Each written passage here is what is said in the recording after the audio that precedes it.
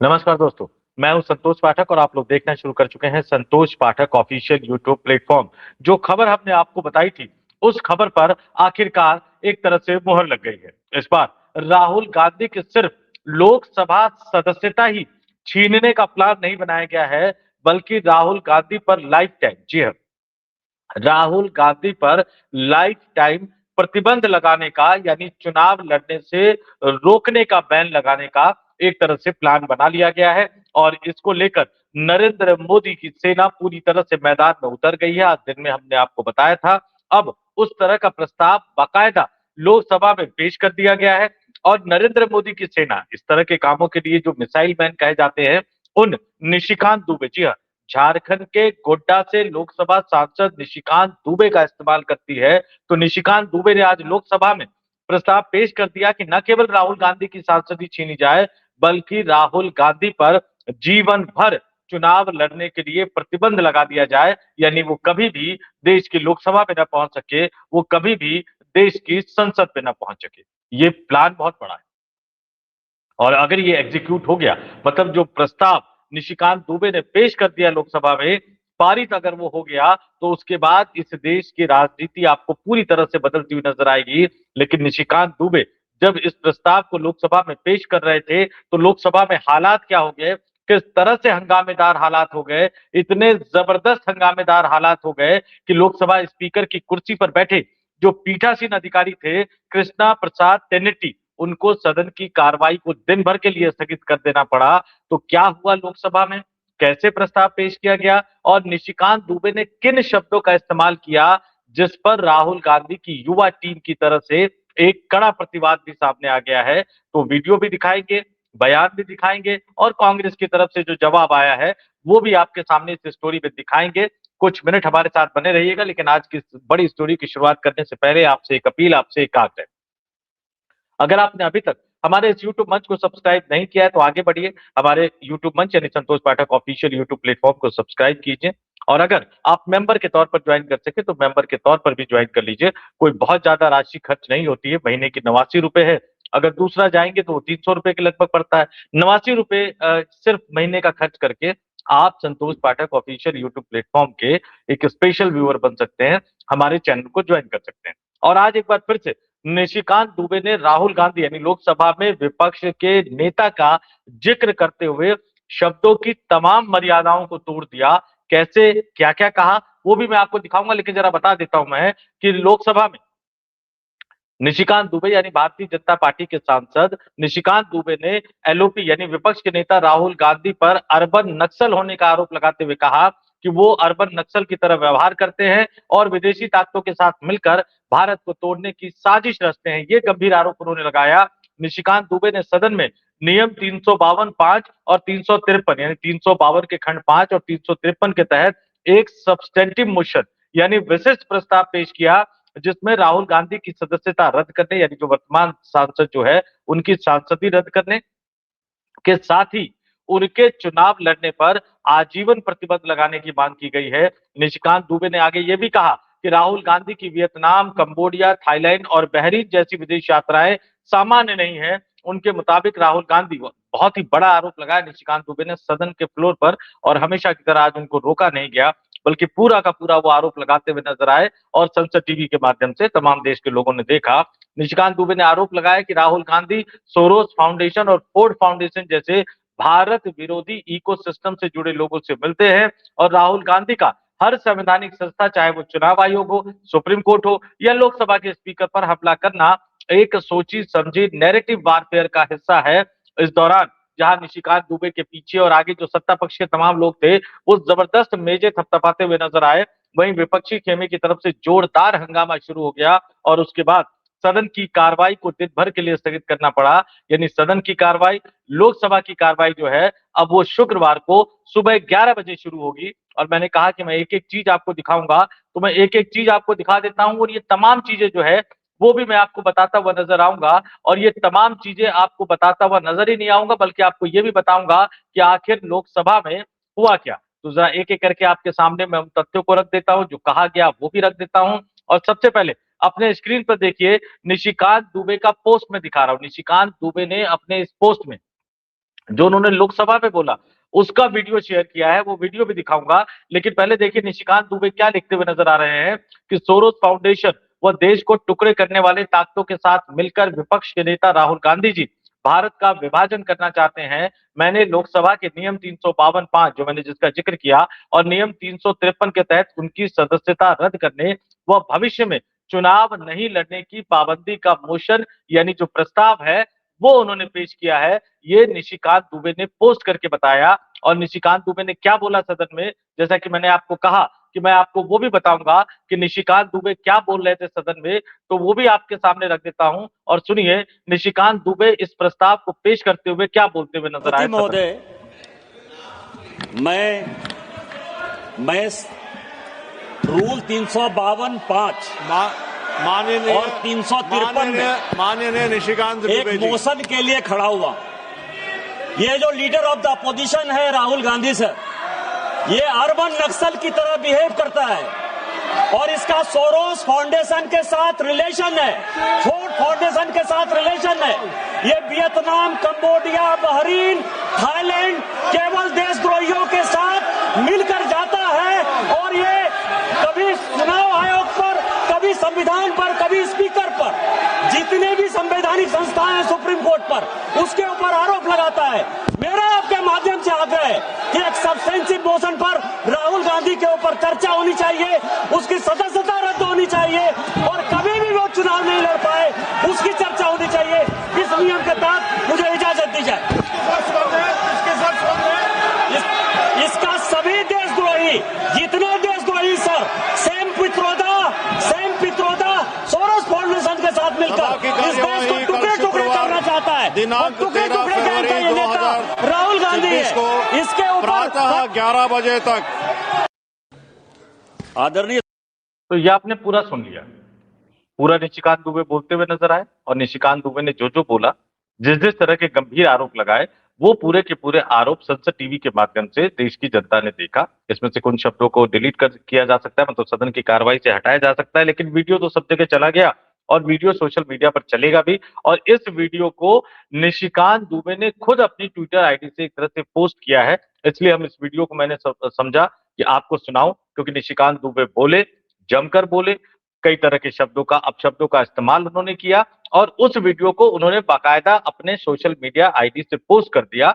और भारतीय जनता पार्टी का जो पूरा का पूरा इकोसिस्टम है दोस्तों, वो इस वीडियो को यानी सदन में राहुल गांधी के बारे में जिस तरह की भाषा का इस्तेमाल किया गया, उस वीडियो को ये चारों तरफ फैला रहे हैं।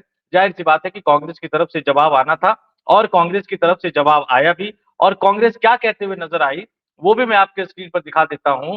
कांग्रेस जो बोल रही है, इसको जरा ध्यान से देखिए कि कांग्रेस के जो युवा सांसद है दीपेंद्र हुड्डा, उन्होंने सीधे तौर पर ये निशिकांत दुबे के भाषण के एक हिस्से को शेयर करते हुए कई तरह के गंभीर आरोप लगाए। एक बार फिर से इन आरोपों का अपना मतलब और मायने निकलता है, क्योंकि जैसा कि मैंने कहा कि कांग्रेस का ये कहना निश्चित तौर पर होगा कि आखिर बार बार भैया उनको इतने लंबे चौड़े देर तक बोलने की इजाजत क्यों दी जाती है। और यहाँ भी जो चेयर पे बैठे हुए थे कृष्णा प्रसाद तेनेटी साहब, वो कह रहे हैं कि सभा की कार्रवाई स्थगित की जाती है, पूरा वो बोलते बोलते और उसके बीच में भी निशिकांत दुबे जो है वो बोलते हुए नजर आ रहे थे। तो कांग्रेस पार्टी के जो युवा सांसद है, हरियाणा के रोहतक से लोकसभा सांसद दीपेंद्र सिंह हुड्डा, उन्होंने इस पर सवाल उठाया।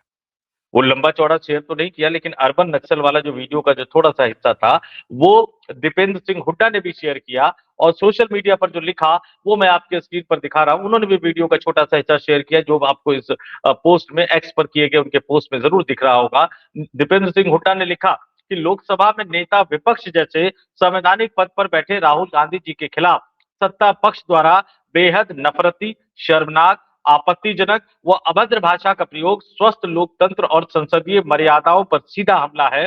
सत्ता के अहंकार में डूबे बीजेपी सांसद सदन में नेता प्रतिपक्ष के लिए अर्बन नक्सल जैसे अपमानजनक व अपशब्दों का प्रयोग कर संसदीय परंपराओं को तार तार कर रहे हैं। बीजेपी सांसदों के निंदनीय आचरण के लिए सदन से माफी मांगे सरकार। हालांकि हम भी जानते हैं, ये आप भी जानते हैं कि जो भी दीपेंद्र सिंह हुड्डा यानी कांग्रेस के सांसद मांग कर रहे हैं, ऐसा संभव नहीं है। माफी तो कभी नहीं मांगी जाएगी और भारतीय जनता पार्टी कभी भी अपने सांसदों के बयान के लिए और खासतौर से निशिकांत दुबे के बयान के लिए तो माफी नहीं मांगेगी। लेकिन जो खबर हमने दिन में आपको बताई थी उस पर तो मुहर लगी। दो तीन चीजें मैं और आपको बता देता हूँ। पहले सरकार ने कर तय किया कि प्रिविलेज मोशन का नोटिस लाएंगे, यानी विशेषाधिकार हनन का प्रस्ताव लाएंगे, उसमें भी कार्रवाई हो सकती है। लेकिन अचानक सरकार ने अपनी रणनीति बदली और सरकार विशेषाधिकार हनन का प्रस्ताव सरकार की तरफ से आता है, वो प्रस्ताव हटा दिया गया। फिर सरकार की बजाय उन्होंने कहा कि इंडिविजुअली एक सांसद लेकर आए और निशिकांत दुबे इसके लिए परफेक्ट सांसद है भारतीय जनता पार्टी के आला नेताओं की नजर में। तो निशिकांत दुबे को कहा गया कि वो इस तरह से एक सब्सटेंटिव मोशन यानी विशिष्ट मोशन जो होता है वो प्रस्ताव लेकर आए और बाकायदा नियम 352 के 5 और 353 के तहत भी प्रस्ताव लाया गया। अब इस पर होगा क्या? इस प्रस्ताव को लेकर पहली बात तो फैसला लोकसभा स्पीकर को करना है कि चर्चा होगी या नहीं होगी, चर्चा होगी तो कैसे होगी, किस तरह से करवाई जाएगी। जी हाँ, वही लोकसभा स्पीकर ओम बिरला साहब जो अविश्वास प्रस्ताव जब उनके खिलाफ विपक्षी नेताओं ने, विपक्षी राजनीतिक दलों ने दिया तो नैतिकता के उच्च मापदंड की बात करते हुए वो सदन में तो नहीं आ रहे, लेकिन लोकसभा में डिप्टी स्पीकर तो है नहीं। तो जो पैनल बना हुआ है इस स्पीकर की कुर्सी पर बैठकर सदन के कामकाज के संचालन के लिए, उसकी जो रोस्टर ड्यूटी लगती है वो बिरला साहब ही लगा रहे हैं। तो भले भले ही सदन में नजर ना आ रहे हो, लेकिन अदर्श तौर पर, इनविजिबल मैन के तौर पर वो सदन को चलाते हुए नजर आ रहे हैं। निशिकांत दुबे ने जो प्रस्ताव पेश किया जिस पर जोरदार हंगामा हुआ, अब इसको तकनीकी रूप से स्वीकार किया गया नहीं किया गया, लेकिन प्रस्ताव पेश हो गया। कुछ शब्द हो सकते हैं हटा दिए जाए, लेकिन वीडियो खुद निशिकांत दुबे ने पहले ही पोस्ट कर दिया है। वो तो शब्द जब हटता रहेगा तब हटता रहेगा। लेकिन अब अगर स्पीकर यानी ओम बिरला साहब ये फैसला कर लेंगे तो फिर इस पर चर्चा होगी और फिर सदन इस पर कार्रवाई कर सकता है। वो सांसदी भी छीन सकता है और आजीवन चुनाव लड़ने पर प्रतिबंध भी लगा सकता है। सांसदी छीनने का अगर जो फैसला होगा तो उसमें फिर कोर्ट कहीं कुछ नहीं कर सकती। हाँ, आजीवन फुल टाइम अगर प्रतिबंध लगाया जाएगा चुनाव लड़ने पर तो निश्चित तौर पर मामला कोर्ट में जाएगा। लेकिन इस मामले में समझिए कि संसद के बजट सत्र का जो पहला चरण था दोस्तों, उसका आखिरी दिन कल है।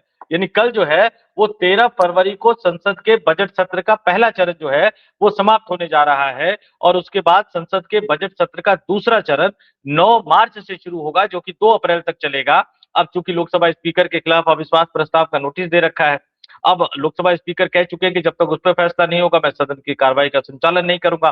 तो ये माना जा रहा था कि 9 मार्च को जब सदन की कार्रवाई शुरू होगी तो सबसे पहले विपक्षी दलों द्वारा जो विश्वास नहीं है, वो नो कॉन्फिडेंस मोशन हम लोग अपने आम बोलचाल की भाषा में कह देते हैं, वास्तव में वो विश्वास नहीं वाला प्रस्ताव आएगा और आना चाहिए था। लेकिन अब निशिकांत दुबे ने जो ये नया मोशन, जो विशिष्ट प्रस्ताव पेश कर दिया है, उसके बाद चीजें घूमती हुई नजर आ रही।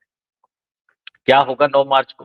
क्या करेगी सरकार 9 मार्च को? बिरला को हटाने वाले प्रस्ताव पर चर्चा और मतदान से पहले क्या राहुल गांधी की सांसदी छीने जाने वाले निशिकांत दुबे के प्रस्ताव पर पहले चर्चा और वोटिंग करवाई जाएगी, या फिर जांच के लिए, क्योंकि देशद्रोही होने का आरोप एक तरह से लगाया है निशिकांत दुबे ने, अर्बन नक्सल होने का आरोप लगाया है निशिकांत दुबे ने, भारत के विरोधियों से, देश विरोधी लोगों से मेल मिलाप रखने का आरोप लगाया है निशिकांत दुबे ने। तो क्या इसको लेकर कोई समिति भी बनाई जाएगी? तो ये तय मानिए कि एपेस्टिन फाइल्स में जो सरकार फंसी हुई है, चूंकि उनके पास जवाब नहीं है। अमेरिका के साथ जिस तरह का डील किया गया, राहुल गांधी ने जिस तरह से लोकसभा में भाषण दिया, वहां भी मोदी सरकार की कलई खुलती हुई नजर आई। तो पूरी तरह से भंवर में फंसी हुई है मोदी सरकार और ऐसे में निशिकांत दुबे का इस्तेमाल करके एक बार फिर से इस भंवर से निकलने की कोशिश भारतीय जनता पार्टी का आला कमान यानी नरेंद्र मोदी और अमित शाह, पता नहीं अमित शाह कह सकता हूं आज की तारीख में नहीं, लेकिन ठीक है, बीजेपी आला कमान यानी नरेंद्र मोदी अपने आप को इस भंवर से निकालने की कोशिश कर रहे हैं। कितनी कामयाबी मिल पाएगी ये फिलहाल कहना बहुत मुश्किल है। कल शुक्रवार को क्या होगा उस पर नजर बनाए रखेंगे। हंगामा तो होना तय है, लेकिन असली खेला जो शुरू होगा वो 9 मार्च से शुरू होगा। और इस बीच में दिल्ली पुलिस की अपनी जांच चल रही है। वो जो पूर्व आर्मी चीफ की किताब को लेकर, क्या वो जांच राहुल गांधी तक पहुंचेगी नहीं पहुंचेगी? दिल्ली पुलिस के अधिकारी जवान राहुल गांधी तक पहुंचेंगे या नहीं पहुंचेंगे?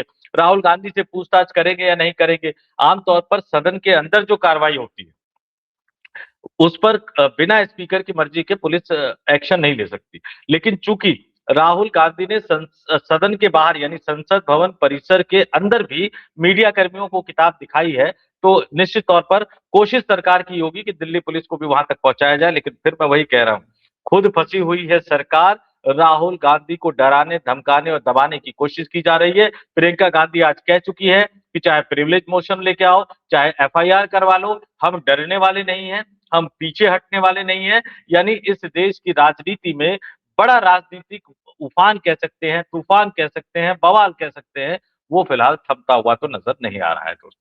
अपने तमाम दर्शकों से कहूंगा कमेंट करके जरूर बताइए निशिकांत दुबे के इस मोशन को लेकर आपका क्या मानना है? क्या सरकार इस हालत में है कि राहुल गांधी की सांसदी वो छीन सके? क्या सरकार इस हालत में है कि वो राहुल गांधी पर चुनाव लड़ने के लिए आजीवन प्रतिबंध लगा सके? और अगर वो ऐसा करती है तो फिर कांग्रेस और अन्य विपक्षी राजनीतिक दल क्या करते हुए नजर आएंगे? क्योंकि इस बीच में साथियों, इस बीच में राहुल गांधी पूरे के पूरे इंडिया गठबंधन के नेता के तौर पर उभर कर सामने आए हैं। तो जैसे जैसे ये राजनीतिक घटनाक्रम आगे बढ़ता जाएगा वैसे वैसे मैं तमाम खबरों को लेकर आपके सामने आता रहूंगा। लेकिन जाते जाते फिर आपसे अपील करूंगा, अगर आप नए दर्शक के तौर पर जुड़ रहे हैं तो संतोष पाठक ऑफिशियल यूट्यूब प्लेटफॉर्म को सब्सक्राइब जरूर कर लीजिए। नए पुराने दोनों दर्शकों से अपील और आग्रह करूंगा कि अगर आप मेंबर के तौर पर हमारे इस यूट्यूब मंच को ज्वाइन कर सके तो मेंबर के तौर पर भी ज्वाइन कीजिए। इस वीडियो में इतना ही। मुझे यानी संतोष पाठक को दीजिए इजाजत। आप तमाम लोग देखते रहिए संतोष पाठक ऑफिशियल यूट्यूब प्लेटफॉर्म। बहुत बहुत धन्यवाद, आभार और नमस्कार।